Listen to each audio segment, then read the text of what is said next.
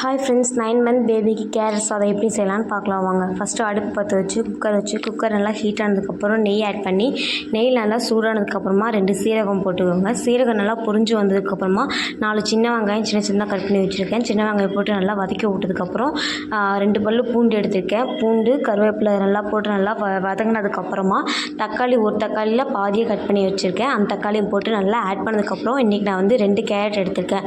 2 கேரட்டும் சின்னதாக கட் பண்ணிக்கோங்க. இல்லைனா நீங்கள் வந்து துருவி கூட போட்டுக்கோங்க, உங்கள் இஷ்டம், எப்படி வேணால் போட்டுக்கலாம். போட்டு நல்லா வதக்கி விட்டதுக்கப்புறமா 2 ஸ்பூன் அரிசி 2 ஸ்பூன் பாசிப்பருப்பு போட்டிருக்கேன். இதையும் போட்டு நல்லா வதக்கி விட்டு ஒரு பிஞ்ச் சீரகம் போட்டு நல்லா வதக்கி விட்டு மஞ்சத்தூள் உங்களுக்கு வேணுன்னா போட்டுக்கோங்க. மஞ்சத்தூள் ஆட் பண்ணிவிட்டு தண்ணி, அரிசிக்கு தேவையான அளவு நான் வந்து அரை பவுல் அரிசியும் பருப்பு எடுத்துருக்கனால ஒரு பவுலுக்கு வந்து தண்ணி ஊற்றி நல்லா வேக வச்சு ஒரு 7-8 விசில் வச்சு நல்லா வேக வச்சு எடுத்துக்கிறேன். விசில் போனதுக்கப்புறமா வந்துட்டு மேஷர் வச்சு நல்லா மசிச்சு எடுத்துக்கோங்க. அதுக்கப்புறம் நெய் இல்லைனா தேங்காய் எண்ணெய் எது வேணுமோ அதை விட்டு உங்கள் பேபிக்கு வந்து கொடுத்து பாருங்கள், நல்லா சாப்பிடுவாங்க.